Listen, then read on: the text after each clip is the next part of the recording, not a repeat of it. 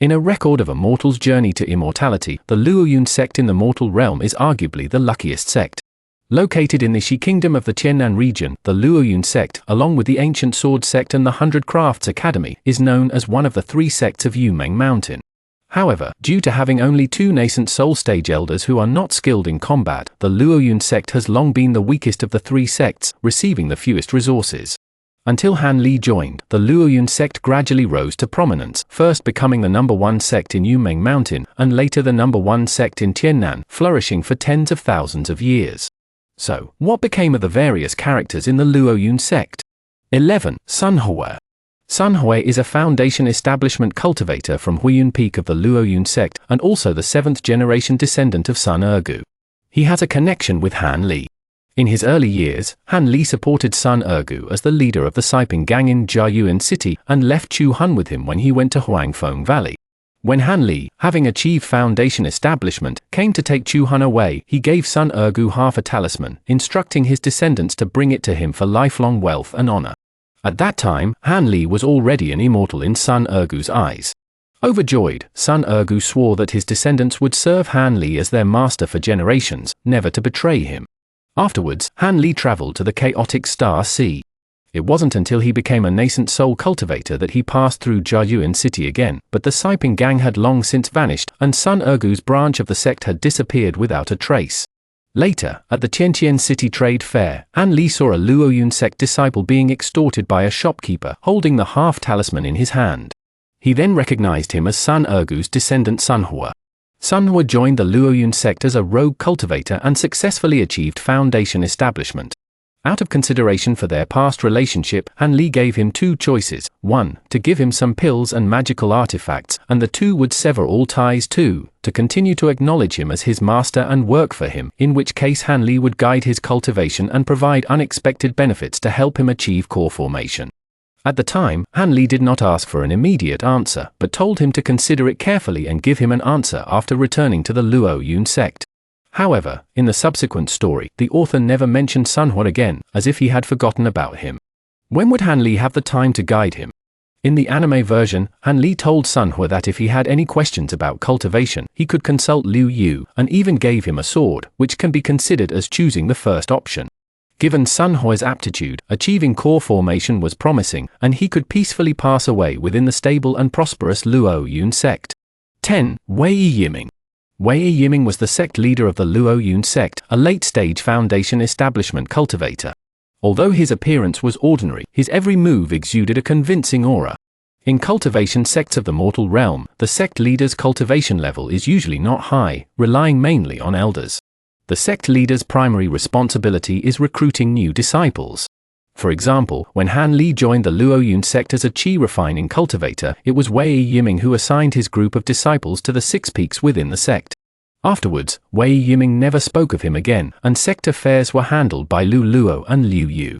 As for Wei Yiming's fate, it's generally accepted that he passed away peacefully, as foundation establishment cultivators only have a lifespan of 200 years. 9. Liu Yu. Liu Yu was originally a core formation cultivator from the Demonic Spirit Control Sect and Han Li's first disciple. When the Spirit Control Sect tracked down the Wood Spirit Infant, Liu Yu was captured by Han Li. The old demon Han, attracted by the strange 6-winged frost centipede in her possession and the Spirit Control Sect's insect-repelling technique, granted her request to become his disciple, accepting her as a nominal disciple. When Han Li became a late-stage nascent soul cultivator, he formally accepted Liu Yu as his disciple. At that time, Han Li was already the Grand Elder of the Luoyun Sect, so he made Liu Yu his proxy, assisting Lu Luo in managing the sect. He also bestowed upon her several secret techniques and numerous magic treasures, making her virtually unrivaled among her peers. In fact, given Han Li's reputation as the #1 cultivator in Tiannan, who would dare provoke Liu Yu? Even nascent soul cultivators treated the core formation stage Liu Yu with utmost courtesy, and Lu Luo and Song Yu treated her with exceptional respect. However, after taking power, Liu Yu gradually found it difficult to concentrate on cultivation. After failing to break through to the nascent soul stage, she completely abandoned the path of advancement, instead focusing on assisting Lu Luo in managing the Luoyun Sect, making indelible contributions to its rapid development. Based on the timeline, when Han Li accepted Liu Yu, she was already at the core formation stage, at least around 100 years old. Several hundred years passed after Han Li reached the late nascent soul stage, while core formation cultivators only had a lifespan of 400 to 500 years. Liu Yu's fate was likely to be death, as Mu Piling, much younger than her, had already exhausted her lifespan. 8. Mu Piling. Mu Piling was a cultivator from Qianquan Peak of the Luoyun Sect and Han Li's only concubine. When Han Li joined the Luoyun Sect as a qi refining disciple, Mu Piling was already a mid-foundation establishment cultivator. Coincidentally, Han Li was assigned to Qianquan Peak, and Mu Piling was his senior uncle. When Han Li condensed his nascent soul and became an elder of the Luoyun Sect, Mu Piling sought his help due to a family marriage arrangement and reluctantly became his nominal concubine. Han Li was wealthy and not stingy, and he never skimped on giving Mu Piling elixirs. Mu Piling's determination to cultivate was unwavering. She not only successfully advanced to the core formation stage but also reached its peak. Due to insufficient lifespan, he failed to break through to the nascent soul stage and instead perished due to a backlash from his inner demons. Actually, Han Li took Mu Piling as a concubine so that she could cultivate the phoenix cultivation technique and help him break through his bottleneck later. However, Han Li later successfully entered the late nascent soul stage and did not need her assistance. She was merely a concubine in name only, and could be considered to have been delayed by Han Li. 7. Song Yu. Song Yu is the peak master of White Phoenix Peak in the Falling Cloud Sect, a cultivator with heavenly spiritual root talent. When Han Li first entered the Falling Cloud Sect, Song Yu was already a core formation stage cultivator, considered a Grandmaster level figure. However, only 20 years later, Han Li became Song Yu's senior uncle, causing her considerable unease. However, in the cultivation world, strength is paramount, so there was nothing to be ashamed of. Afterwards, Song Yu and Han Li developed a good relationship, and Han Li even gifted her pills to enhance her cultivation. A century after Han Li reached the late nascent soul stage, Song Yu successfully condensed her nascent soul, becoming the fourth nascent soul cultivator of the Luoyun Sect. Song Yu was not mentioned again afterward, but her heavenly spiritual root aptitude greatly increased her chances of advancing to the late nascent soul stage. 6. Shijian. Shijian was Han Li's third disciple, taken in on behalf of the Great Evolution Divine Lord. The Great Evolution Divine Lord's Great Evolution technique required innately strong divine sense, making it difficult to find a successor. After entrusting the task to Song Yu, she spent many years finding Shijian, who not only possessed strong divine sense but was also honest and steady, greatly pleasing Han Li. At that time, Han Li was already the #1 cultivator in Qiannan, and Shijian, still in the qi refining stage, was overjoyed to become his disciple, receiving the Great Evolution True Technique and Puppet Technique. Over several centuries, under Han Li's tutelage, Shijian successfully condensed his nascent soul. Han Li bestowed upon him several powerful treasures and ordered him to travel to the far west to inherit the position of leader of the Thousand Bamboo Sect and carry on the lineage of the Great Evolution Divine Lord. Later, Shijian perished in a battle with a powerful enemy. However, he took in several excellent disciples, ensuring the continuation of the Great Evolution Divine Lord lineage, which flourished even more than before. 5. Tianqina. Tianqina was Han Li's second disciple, possessing the rare dragon raw physique and astonishing talent in formations. Because Tianqina was suspected to be the reincarnation of her former friend Ruoyan, and given that her talent in formations greatly benefited Han Li, he took her as his disciple. With the support of Han Li's numerous elixirs, Tianqina entered the foundation establishment stage in just over 100 years, and her mastery of formations far surpassed Han Li's. However, the dragon raw physique had significant limitations, and her progress was entirely due to the suppression of Han Li and Lu Luo. When Han Li and Bingfeng secretly crossed into the spirit realm, Tianqina was only at the late core formation stage. However, Han Li left her a bottle of rejuvenating water to prolong her lifespan, and Bingfeng used her own life-bound cold essence to remove the dragon raw body from her, allowing her to begin her attempt to break through to the nascent soul stage. Later, in the Spirit Realm arc, Han Li descended to the mortal realm and learned of Tianqina's fate from Ling Yuling. After Han Li left, Tianqina and Nangong Wan went to an island in the chaotic Star Sea, where Tianqina cultivated to the peak of the late nascent soul stage. However, when she attempted to break through to the deity transformation stage, she failed to undergo a forced tribulation and turned to ashes. 4. Nangong Wan. Nangong Wan was originally a cultivator from the Hidden Moon Sect and Han Li's official Daoist partner. When Han Li was in the early nascent soul stage, he abducted Nangong Wan from the Hidden Moon Sect. At that time, Nanggong Wan was also in the early nascent soul stage, but she was quickly placed under a soul-sealing curse by the fourth elder of the Luoyun Sect, falling into a deep sleep. More than 100 years later, when Han Li was in the late nascent soul stage, Nanggong Wan finally awoke, and they officially held their Daoist partner ceremony. Although Nanggong Wan had been asleep for many years, she awoke at the mid-nascent soul stage. After Han Li bestowed upon her nascent soul pills and other elixirs, she became a late nascent soul cultivator before Han Li even left for the spirit realm. In the spirit realm arc, Nanggong Wan also advanced to the deity transformation stage and went to the spirit realm. However, having slept for so long in the mortal realm, she remained largely inactive in the spirit realm, spending over 1,000 years in the lesser spirit heaven before reuniting with Han Li. Nevertheless, Nanggong Wan, being the female lead, closely followed Han Li's footsteps, ultimately retiring with him in the immortal realm. In truth, Nanggong Wan, Tian China, Shijian, and the Luoyun Sect were not closely connected.